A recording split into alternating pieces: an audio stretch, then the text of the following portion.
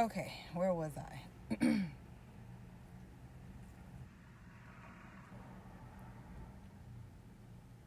I simply thought exclusively of the end result, not giving one moment's thought to how I would get there.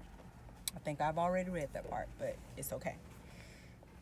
Finally, no longer under the guillotine of fear that I would be fired from my first job in the real world, I was at last able to start thinking thoughts about thriving instead of just surviving. And one of the things I did back then to help me think about to help me think thoughts about thriving was create a little scrapbook to help me visualize every conceivable detail of my dreamed of life. Very simply, I took some blank white sheets of copy paper, compliments of PW, no doubt, and on each page I pasted a photograph of something I wanted, usually cut from advertisements and magazines. The photos included fancy watches, nice homes, condo, I don't know how to pronounce this word. Condilo. No, con condominiums, condominiums, expensive cars, and international destinations such as London, Paris, Hong Kong, and Tokyo. Tokyo. Traveling abroad was actually one of my long range goals, mainly because I had no reason to believe I could do it as a young man fresh out of college. But I figured that since I was crafting my dream life, I might as well include it all. Wow, was I wrong? Completely underestimating the incredible power of thought. 10 months later, while attending a PW training session in Reston, Virginia, I learned for the first time that every year the firm offered a few foreign assignments to select individuals. This session was at the very end of November that year, just a few days before Thanksgiving.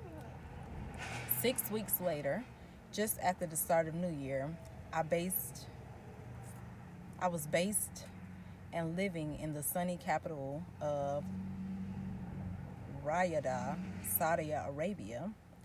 Now, this may not sound like a dream come true to you, and I have to admit that I hadn't posted and I have to admit that I hadn't pasted any photos of the Middle East into my scrapbook, nor had I even heard of Riyadh 6 weeks before calling it home. But I had been visualizing the end result I was after my dreamed up life. And looking back, I don't think anything else, all other things considered, could have gotten me there quicker. Mom. Nope. What did I tell you? During my stay in Saudi Arabia, I accumulated enough vacation banked overtime and floating holidays to have 3 months of paid time off. Plus, the assignment included hardship pay and an airfare allowance for home leave every 6 months, which I could use to go anywhere in the world that I wanted. And I wanted. I traveled around the world twice, visiting every city and country on this planet that I had ever dreamed of in Africa, Asia, and the South Seas. And my heart nearly missed a beat one morning while having breakfast at the Regent Hotel in Kowloon, Hong Kong. Oblivious in one moment, thunderstruck in the next. Looking up from my office through the two-story plate glass windows that surrounded me, suddenly I recognized that I was sitting in the front of the exact same view of Hong Kong Island that I had cut and pasted into my little scrapbook just 2 years earlier. When my tour of duty in the Middle East was finished, I received my first choice city for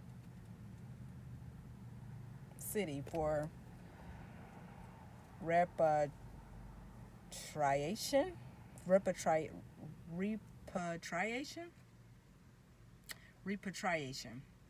I bought a really cool condo in downtown Boston, and I walked through the Faneuil Hall to and from work every day.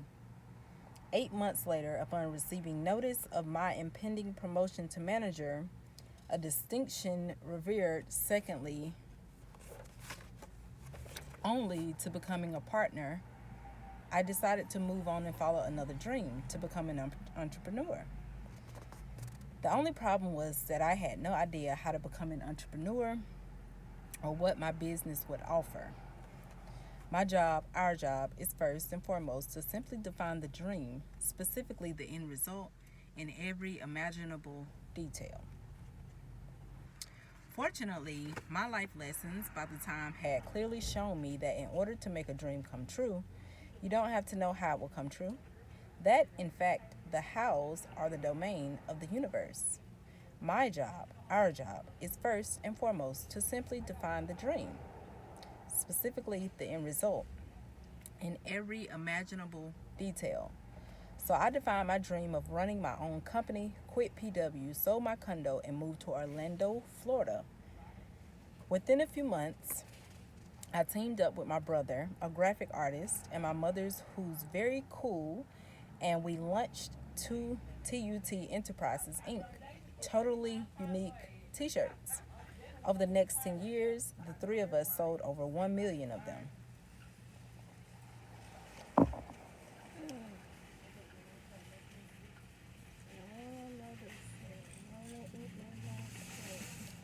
I could burn through the next 11 chapters telling you more stories of adventures and misadventures that were all preceded by my thoughts and still not tell you everything.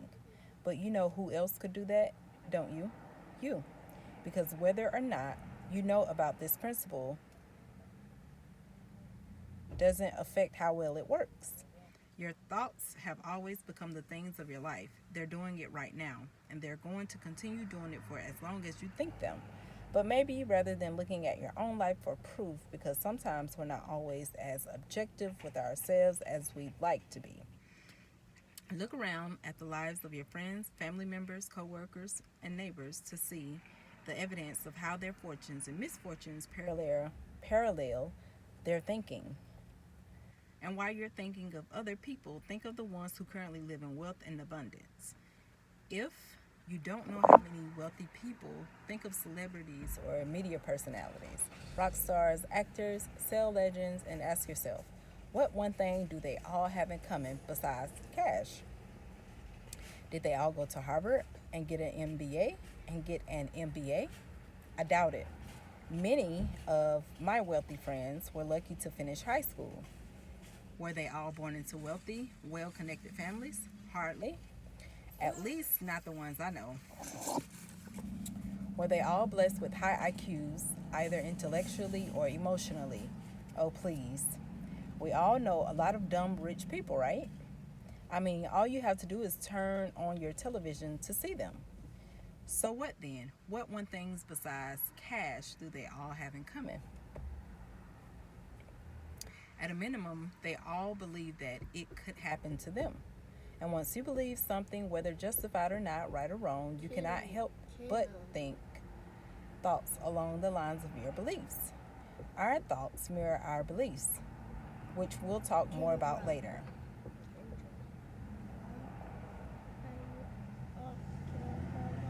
What did you just call me? What did you just call me? No, I'm not. Why did you think that that would be a good idea? That's your name. That is my name, but that's not how you address me. I call you my name. My name when I call you Kendra. No, you still call me mom.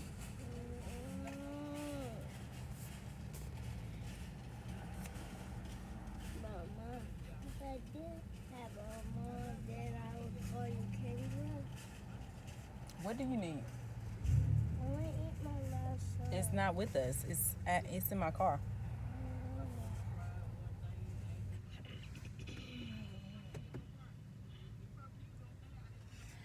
And once you've thought thoughts, what happens next? They strive to become the things and events of your life. It's the law.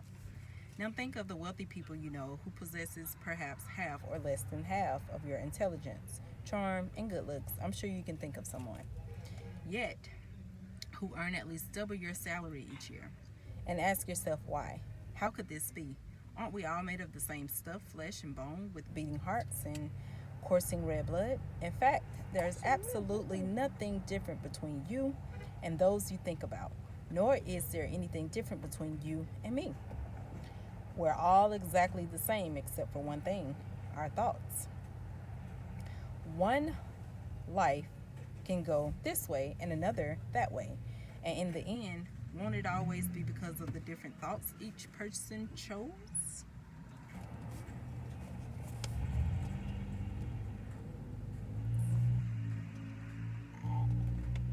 I expect that you're mostly on board, perhaps thinking, yeah, it's true, I can buy that. Thoughts do become things. Attitude is everything, and we make our own reality. I've always been a positive person, but I don't think you get it. Not yet, because I don't think you can yet fathom that there is never any exception to this principle. Thoughts become things. There are no mitigating factors. There are no exceptions. Your thoughts account for every wonderful and difficult thing that's ever happened to you. In fact, your thoughts are the only reason that anything has ever happened or not happened in your life.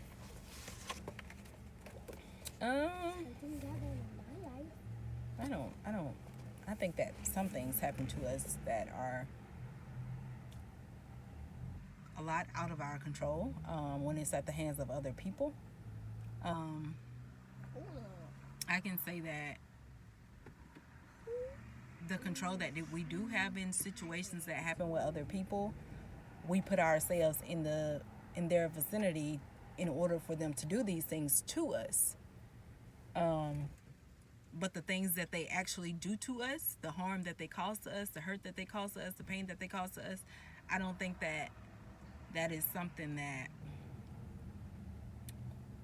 we want for ourselves. And maybe so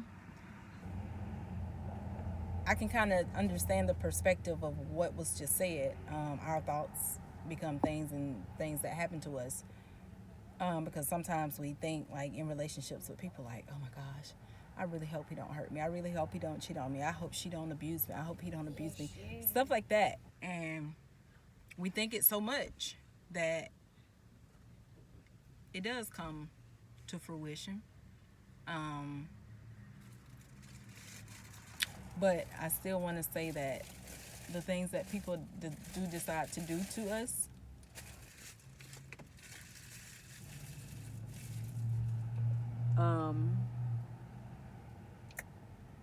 She coming?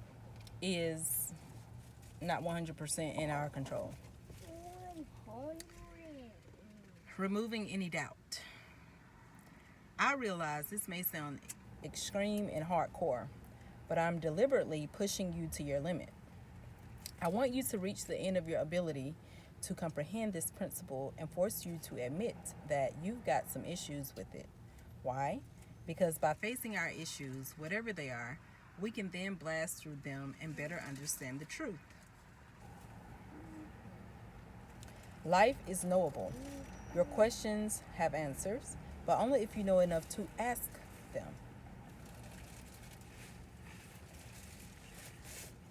Then, by fully understanding this principle, we can then put it to use without doubting ourselves or thinking that perhaps there are other forces at play that might undermine our efforts.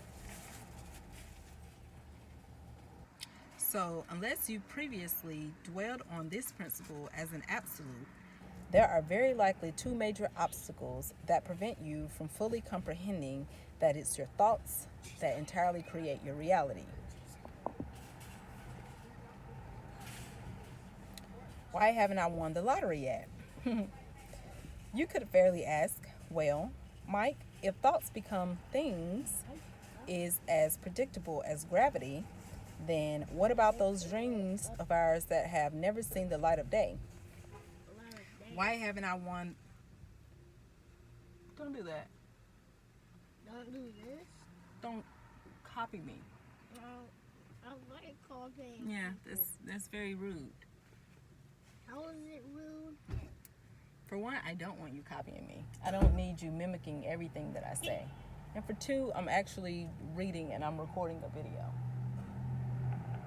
Mommy, Yes. it's on. her video on YouTube? Is my video on YouTube? It is. I want to see it on YouTube. Honey, I want to watch it on YouTube. Can we please watch it on YouTube? Later. The first objective then is that there have been things you've wanted in your life, things you badly wanted, things you perhaps thought about for months or maybe even years on end that never came to pass. The answer is very simple. We never want just one thing, do we? Nor do we think just one thought. In fact, scientists tell us that each and every day of our life,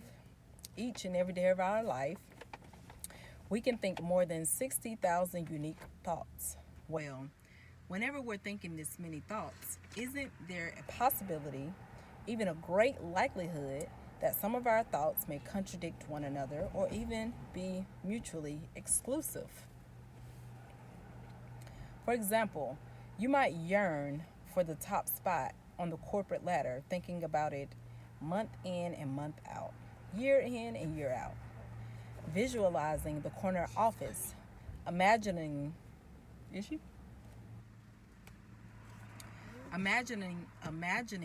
yourself making big decisions and marshaling the troops. But if at the same time you're thinking these kinds of thoughts, you also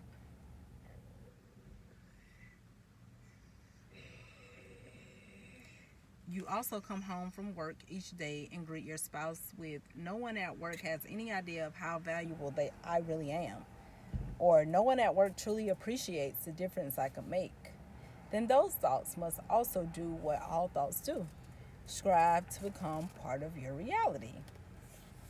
So the person who thinks he's underappreciated typically becomes underappreciated, which is not a very good place to be if you also see yourself climbing to the top of the corporate ladder. Indeed, there are subtle nuances affecting your manifestations that may lead some outcomes to seemingly have an upper hand over other outcomes. Yet, all these nuances can be summed up in 3 words: your other thoughts.